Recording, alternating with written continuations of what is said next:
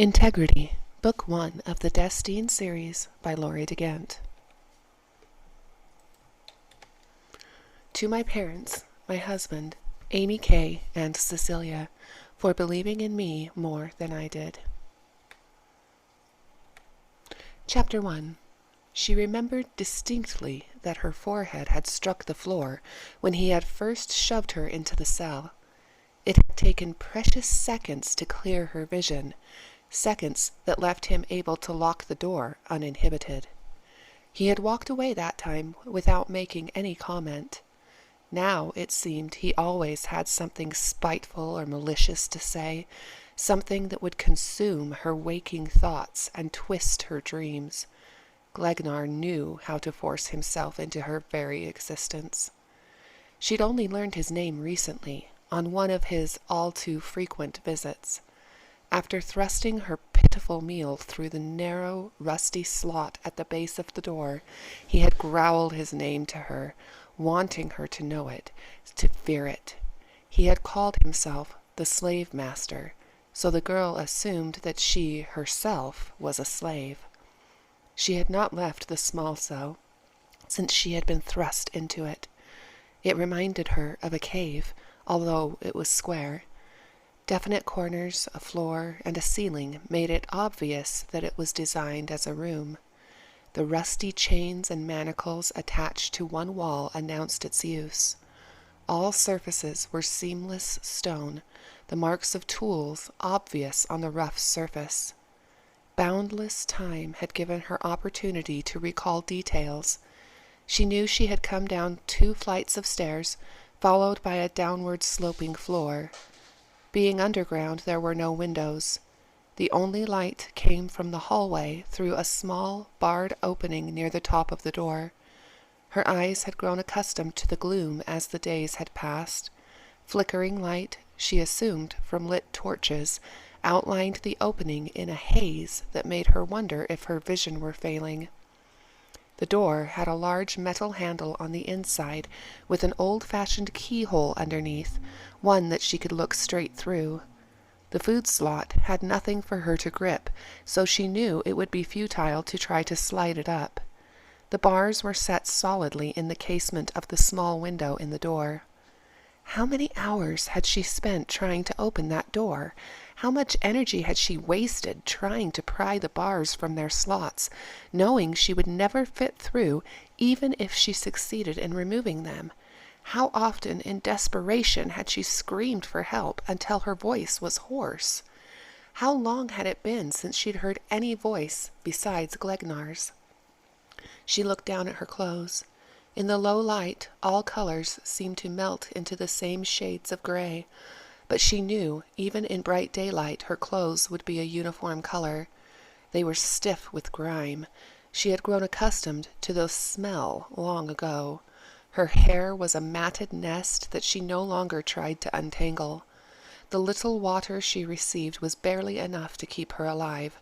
Washing was a luxury, one she well knew she could not afford. How different her life had been before. She would have been appalled at the thought of going more than 24 hours without a shower. Now she could barely remember showering at all. She couldn't remember what it felt like to actually be full, either. The gnawing hunger had become part of daily existence, something as dependable as her heart beating.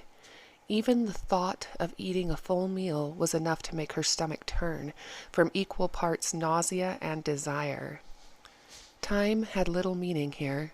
She could have been there for years or days, it didn't really matter. All she knew was that she would continue on there until she died, if she was even permitted to do that. It wouldn't surprise her if this place could somehow make her go on living forever, in a state of suspended reality. Her home, her friends, her family were all insubstantial.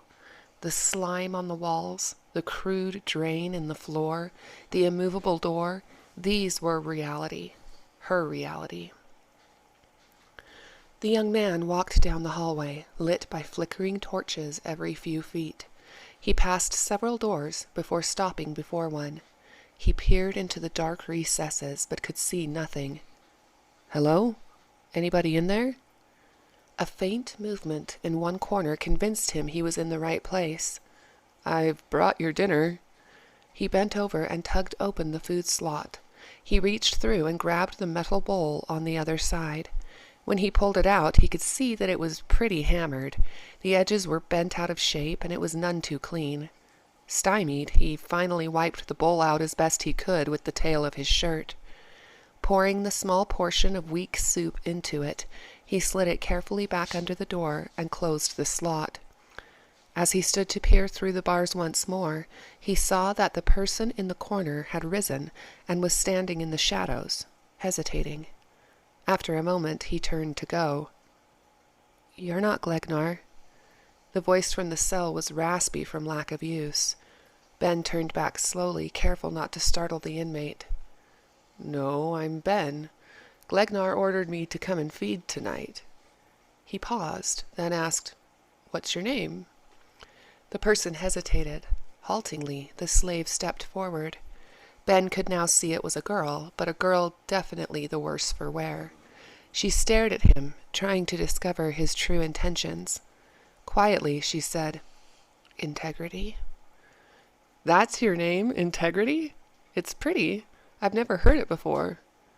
Ben paused, not knowing what to say. "Well, enjoy your soup." The girl stared at him oddly, making him reluctant to leave and reluctant to stay at the same time. "Do you have a spoon?" Integrity shook her head mutely. "Glegnar didn't send one. Do you want me to go get one?" "I've never had one before now. Why should anything change?" Her voice sounded weary mostly, but there was a trace of defiance mingled with it. "Oh." Ben looked at the floor. "Is there anything else you need?" "I need nothing." The level of anger had risen, vying for its rightful place. Ben felt as though she had thrown the food back in his face. "Okay, night." He turned and hurried down the hall. Integrity heard a hollow knocking sound, then a door closing. Only then did she pounce on the bowl of broth and devour it rapidly. After licking the bowl clean, she dropped it to the floor in front of the slot and returned to her customary corner, noting in a detached way that she hadn't had to lick it off the floor like she normally did. She felt a confusing array of emotions. To not have Glegnar's biting remarks was nice, but she didn't trust it. She didn't trust anything in this place. Why had Glegnar sent this Ben? Who was he? Obviously, he didn't do this type of thing normally. What guard would ask if a prisoner needed anything? He must be totally clueless. What kind of game was Glegnar playing? Was he trying to lull her into a false sense of security by sending a replacement? Or was something worse lurking on the horizon? Obviously, she had wondered in her time there what purpose these people had with her. Torture had crossed her mind, often making every muscle in her body tighten in fear, driving sleep far away. So far, only Glegnar's verbal attacks and the rough handling she'd received on arrival had occurred, but that was no guarantee that she would remain so lucky. People did sick, twisted things to each other all the time. She was helpless, with no one to defend or protect her in any way. There was no hope of help from the outside. There was no longer any outside. Only day after day, week after week of waiting. Knowing it would be several hours before Glegnar was likely to show up, the girl lay down and fell into a light sleep, one from which she would easily and quickly awaken at the slightest noise. It was the only sleep she had known since arrival. Ben brought her food the next time. Integrity knew it was him before he said a word. Glegnar's walk had a distinctive sound. The only thing she could see of Ben was a blurred shape that blocked the light. Ben tried to keep his voice light and friendly. "Hi, Integrity." The girl paused, not used to hearing her name. He pressed on. "I brought a spoon today. No girl I know wants to eat soup without a spoon. Not that you can call this soup." He laughed, sounding a little awkward or perhaps nervous. His form disappeared for a moment while he slid open the slot. After filling her bowl, he pushed it back under the door and closed the slot. She could faintly see a spoon sticking out of the soup. Integrity forced herself to walk toward the door. "Thank you. For the spoon." She felt like an idiot for thanking her captor, but all the training her parents had given her as a child still held a place inside her. Unnerved, she didn't pick up the bowl but remained standing a few feet from the door. "It's nothing." Ben shrugged it off. Seemingly unable to help himself, he blurted out, "Is this all they feed you?" "Sometimes I get bread." Encouraged that she had answered, he asked, "What about water?" "Only if I don't get soup." Integrity's voice sounded strange to her ears. She had to swallow frequently to keep her voice from cracking or stopping entirely. "Why?" he said incredulously. Integrity merely shrugged. "That's stupid," he continued. "Freak, they give me water, why not you?" Thoughts raced through Integrity's head. He spoke as though he weren't a guard. He had said that Glegnar had ordered him to feed her, and now he talked as though he had to have permission to even get a drink. "Who are you?" she croaked. "I'm Ben, remember?" He sounded tentative, as though he wasn't sure of his footing, like he thought he wasn't important enough to remember. "I remember, but are you a guard?" Integrity had to stop briefly to cough. She didn't remember talking ever being so difficult. "A guard?" he laughed. "Please, I'm a lowly slave at your service." His head disappeared as though he had bowed. "A slave? Why aren't you in a cell?" "I've been here a long, long time. I guess you could say I left behind being a slave to be a servant. Aren't I lucky?" he finished sarcastically. "I get ordered around by everyone and yelled at for any reason or no reason at all. Everything I do, say, think is wrong. My very existence is wrong." "Where are we?" Ben glanced down the hall from the direction he had come. He lowered his voice. "We're at Westmarch." Integrity could tell he was getting nervous, shifting his weight from one foot to the other. "Where's Westmarch?" She took a step nearer to the door to better hear his voice. She was wary, waiting for any unexpected movement. "Not where, what? Westmarch is a castle." She interrupted him before he could continue. "A castle? I thought I was still in America." "You are, sort of. Westmarch is a place, a country, in and of itself. You're still on the North American continent, but not necessarily in the U.S. "I don't understand." Ben glanced down the hallway again. "Look, it's complicated, and I've been here too long already. Someone will come looking for me." He looked back into the gloom of the cell. "I'll try to come back, but I can't without an order. I've got to go." With a short wave, Ben hurried up the hall. For the first time in a long time, Integrity found herself praying. If only Ben would come back, maybe she could get some answers. Even if she couldn't, she still wanted to see him again. Integrity was asleep when she heard Glegnar's shuffling gait coming nearer. She sat bolt upright and shrank into a corner. Her heart started beating quicker, her palms grew sweaty, and she felt cold all over. He kicked the door with a clang. "Up, wench, I'm back!" He bent over with a grunt and wrenched the food slot open as Integrity shot to her feet. She had learned that disobeying Glegnar left an empty stomach to contend with. She watched his hairy hand reach through, extending a slice of hard, stale bread. "Come and get it." She hated this, and he knew it. Inching cautiously across the floor, Integrity neared the proffered food. She slowly reached for it. Glegnar moved his hand, causing her to jerk back violently. He laughed cruelly. "Hurry up, girl, or aren't you hungry?" Integrity grabbed the bread quickly and backed a step away. Glegnar dragged the bowl through the slot and poured some stagnant water into it. Then he shoved it back through the door, half of the contents sloshing out. Integrity bent to block the flow with her hand before it reached the drain. Glegnar grunted. "Lap it up like the dog you are." Integrity bent slowly to do so, knowing that things would get increasingly worse if she rebelled. Glegnar called her a foul name before lumbering to his feet and slamming the slot. He stood peering through the slot, breathing loudly through his mouth. "Do you dream about me, little one?" he hissed. "I dream about you. I dream about you running away from me. I dream about you begging for mercy. Does it do any good, little one?" He paused. "Does it?" he roared, causing her to flinch. He laughed. "Are you afraid of me?" As he walked away, he whispered, "You should be, little one. You should be." Integrity crouched motionless for some time, her heart beating irregularly. The man's filth seemed to wash over her every time he came. His malice hung in the room like a cloying perfume, ever so slowly dissipating. When her heart rate slowed, Integrity could feel the pain in her legs from crouching for so long, and slunk back to her corner with her bread. The bowl of water would have to wait until she was more collected. It was far too near the door for comfort. Anyone could be lurking on the other side, just waiting for her to draw near. Ben was able to come again to see Integrity, but Glegnar's visits were far more frequent than Ben's.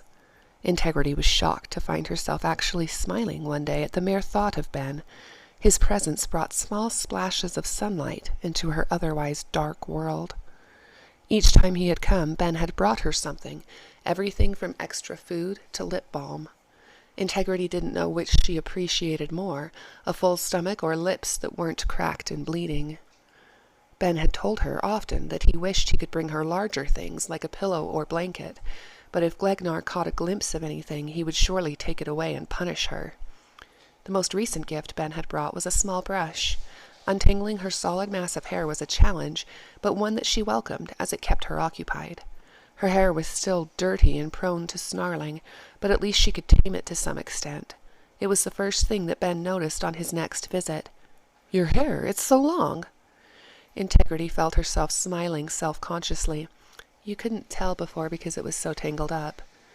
Integrity stood close to the door, better able to see Ben's face. Through the shadows, she could see that he looked her directly in the eyes. "It's beautiful." He held her gaze, and she felt herself freeze before she broke eye contact. She'd forgotten to even breathe. She shrugged non-committally, dropping her gaze to the floor. It didn't matter that it was dark and he couldn't really see her hair. A compliment like that couldn't be brushed off, no matter how much her common sense told her there was nothing beautiful about her. Knowing that their time was always short, Ben pressed forward as he gave her the food he had brought. "You started to tell me about yourself last time. I know you were walking home from school when someone grabbed you from behind, pushed you into a car, and covered your head with a bag. Then what?" Integrity thanked him for the food, but didn't pick it up. Time with Ben was more important than food. "We drove for what felt like forever. If I made any noise or asked any questions, someone would punch me, so I quit talking. The car stopped, they took me out, and didn't take the bag off until Glegnar shoved me in here." "Do you think it was Glegnar that grabbed you in the first place?" Integrity shook her head. "I don't think he would have kept his mouth shut during the ride. There was more than one person in the car anyway."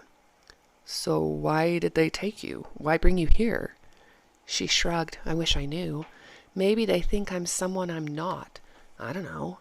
She forced herself to make eye contact with him, afraid he would think she didn't care about his response. The last thing she wanted was for him to think she wasn't interested in what he had to say. His words were the only thing that kept her sanity at least partially intact. "Why are you here?" "I've been here since I was really young. I don't even remember living anywhere else. I've always been a servant, always at someone's beck and call." "Why don't you leave?" Ben looked at her sadly. "Where would I go? I don't know anything outside of Westmarch.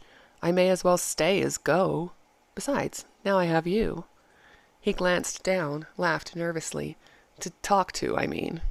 He scratched the side of his face nervously. "What about your parents? Are they here?"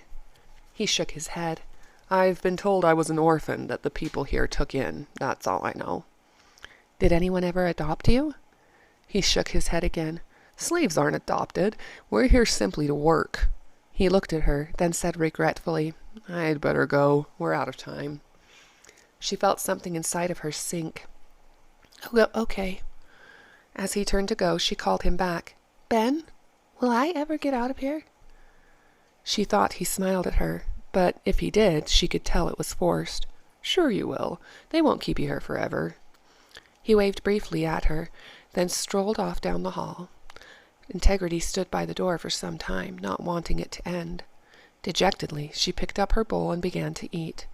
Even the fresh cheese, still cool, couldn't raise her spirits. Ben was horrified at what he saw. The girl in the cell couldn't stand upright and could hardly shuffle to the door. What happened? He grasped the bars in the door with one hand. Integrity shrugged, keeping her face averted. Glegnar. He was mad anyway. Then he found the brush. Wait, he came in there? Why? She kept an arm coiled protectively across her ribs. I don't know. He was just mad. He came and opened the door and started pushing up on me. Then he saw the brush. Her voice cracked and she stopped. Integrity could see that Ben was fighting to control himself. She hadn't dared come near the door at all, at first, and even now she stood only halfway across the room, keeping herself in the shadows. She wouldn't have come that far if Ben hadn't kept calling her name, the concern in his voice growing each time. When he'd started tugging fruitlessly on the door, she'd made her first movement. Are you okay? How bad did he hurt you? Hot tears sprang unbidden to her eyes. She hadn't cried even after Glegnar had finished beating her, but the compassion she heard in Ben's voice seemed to break a wall inside her that she didn't even know she had erected. She tried desperately to control herself, but a sharp intake of breath betrayed her. Integrity, come here. His voice was gentle, more of a plea than a command. She found herself shuffling forward, her vision obscured by her tears. Her crying shook her body, sending stabbing pains shooting down her rib cage. She stopped near the door, her head and body bent over. Look at me. Integrity heard something odd in his voice, what she thought might be fear. She forced herself to stand straighter despite the pain and raise her face. She was glad she'd kept her gaze averted when she heard his sharp intake of breath. Her job done, she dropped her cheek to her shoulder, her hair swinging forward to hide her face. She wanted to tell him that it wasn't so bad, that she hardly hurt at all, but the emotions she felt were pouring forth too quickly to be stemmed. Her fear, anger, and pain all washed together in the torrent, intermixed and inseparable. She leaned her weight against the door, feeling Ben's silence wrap around her. Then she felt the tips of his fingers gently touch her head. The tears broke anew, racking her body in sobs. It had been so long since someone had touched her with anything but malice or hate, she'd forgotten what it was like to have someone simply be there for her. He murmured comforting things to her as she cried herself out, none of which she would remember later. He never told her to stop or get control of herself. He simply allowed her to cry until she was numb. After a time, she straightened and ran a hand across her cheeks, feeling the dried tears there. When Ben asked if she was okay, she nodded, gazing blankly at the handle of the door. If she'd had the energy to be ashamed by her outburst, she would have been. As it was, she felt immensely tired and utterly drained. She looked up when Ben spoke her name. I'm going to get you out of here, as soon as I can, I promise. Integrity nodded dumbly, turned and shuffled back into the darkness. There was no movement within, even after Ben slipped her meal through the slot. Eventually, he walked quietly away. Just when Integrity was starting to wonder if she'd be fed in the near future, Ben returned. Without waiting to make sure she was awake, he blurted, "We're getting you out of here." His head bent, and she heard the sound of a key scraping into the lock. The tumbler fell back with a click. She stood, then winced and raised her hands to shield her eyes when the door opened. The light from the hallway poured into the room, lighting corners she had never gotten a good look at before.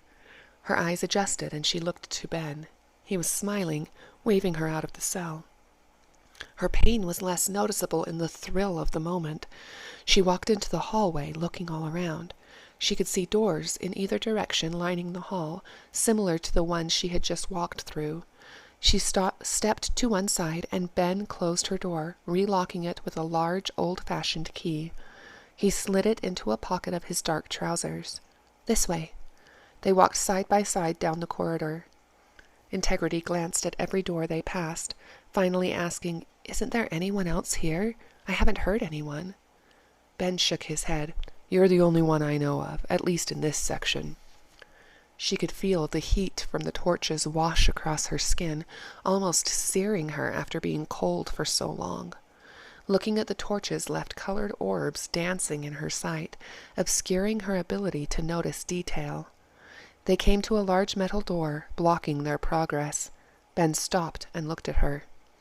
After this, we need to be quiet. If anyone sees us, this whole thing's blown. Walk quietly and talk only if you absolutely have to." Integrity nodded. Ben removed the key from his pocket and unlocked the door. The corridor on the opposite side was much the same as the one they had just left, except it slanted upward at a noticeable angle. Ben quietly shut and locked the door behind them, gestured for her to be quiet, and led the way cautiously ahead. Her muscles tense, ears strained for any noise, Integrity followed. What if someone came down here? There was nowhere to hide, no doors, no hallways branching off, no place to hide. She started praying in her head over and over, "Please help us, please help us." The pair came to another door, this one nondescript wood. Ben didn't require the key this time, but he did wait a moment, ear pressed to the door. Seemingly satisfied, he gestured for her to follow him and opened the door slowly. They found themselves in a small alcove with several identical wooden doors leading off in different directions. Ben took a deep breath, grabbed her hand, and led on. Integrity couldn't quite ignore the jerk her heart gave when he grasped her hand in his. When she stumbled slightly, she forced herself to concentrate on the task at hand. She didn't even want to think about what would happen if someone found them. The hallways here were like night and day compared to what she was used to. Dark hardwood floors gleamed on either side of tasteful runners laid down the walkways. Candelabras and lit chandeliers provided a soft, inviting light. Occasionally they passed intricately carved wooden furniture or mirrors placed tastefully at sporadic intervals. The many turns Ben took confused the girl, her situation made worse, but since every hallway seemed identical to the last. The moldings were exquisite, the upholstery tasteful. An air of quiet opulence surrounded her, making her feel safe and yet out of place at the same time. After all, if they murdered me here, they'd stain the carpet, she thought dryly. As they covered the distance, unmolested, her strength began to fail her. Though she tried to smother the sound, her breathing became labored. The muscles in her legs, hips, and lower back burned, ached. It felt as though with every step someone was stabbing her between the ribs. Ben, noticing her strain, asked quietly if she was okay. She nodded mutely, and they continued, though slower. If her hand hadn't been clasped in his, she wasn't sure she would have been able to continue at all.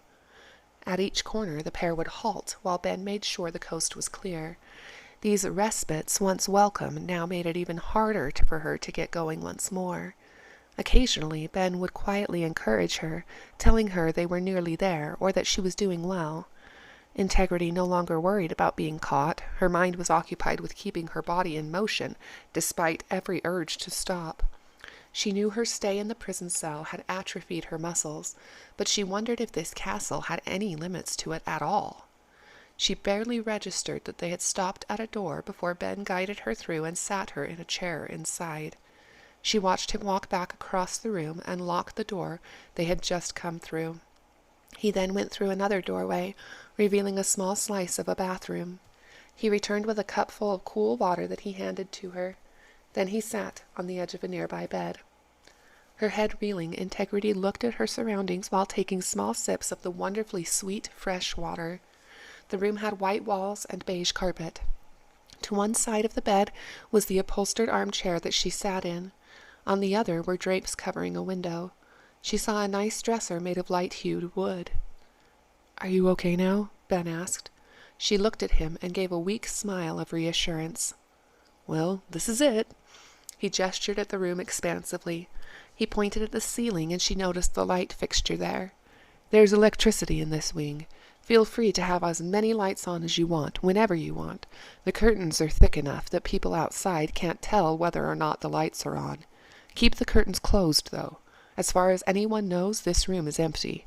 We don't need any questions." "What if someone comes?" "Don't worry. No one ever comes here. The freaks here seem to think electricity is dirty. No one even lives in this new section." She set the cup down on the nightstand by the chair. "Why did they put electricity here if no one likes it? And why don't they like it? Are they Amish?" Ben laughed. "Amish they are most definitely not. I guess when they decided to add on, they threw the electricity in just in case someone wanted it." "Most people don't? Why not?